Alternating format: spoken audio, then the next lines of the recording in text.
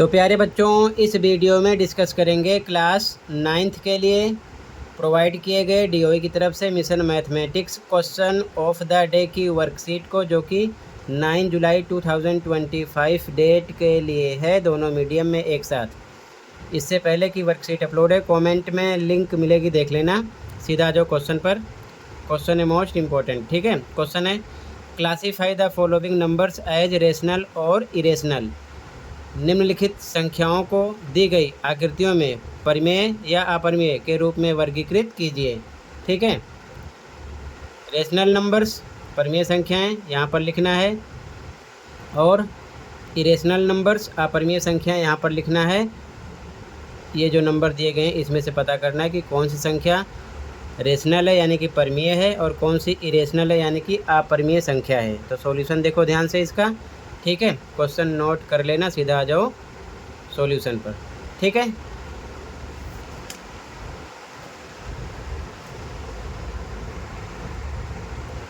तो ध्यान से देखो सॉल्यूशन बच्चों। यहाँ पर मैंने लिख दिया परिमेय संख्याएं हिंदी मीडियम में लिखेंगे और रेशनल नंबर्स इंग्लिश मीडियम वाले बच्चे। अपरिमेय संख्याएं हिंदी में, इरेशनल नंबर्स इंग्लिश मीडियम वाले लिखेंगे। दोनों मीडियम वाले अपने अकॉर्डिंग लिखेंगे, ठीक है।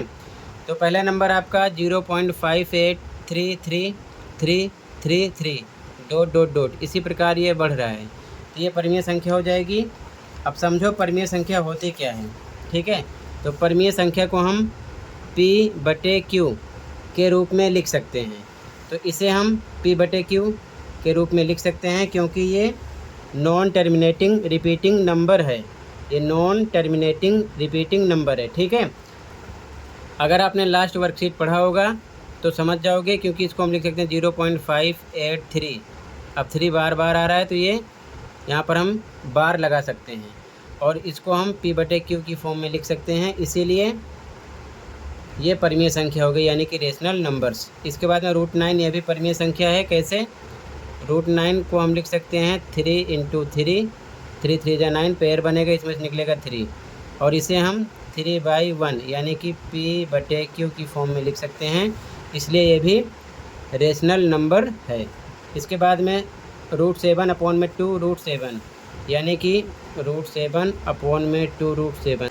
√7 से √7 कट जाएगा, ऊपर 1 नीचे 2 आएगा, 1/2, जो कि P/Q की फॉर्म में है। इसलिए ये भी क्या हो गया, रेशनल नंबर्स यानी कि परिमेय संख्या। अगला 12/4, ये भी परिमेय संख्या है, P/Q की फॉर्म में है। -10 है, तो -10 को हम 10/1 लिख सकते हैं, ये भी P/Q की फॉर्म में हो जाएगा, तो ये भी परिमेय संख्या हो गई, ठीक है। -5/4, ये भी P/Q की फॉर्म में है, तो ये भी परिमेय संख्या हो गई।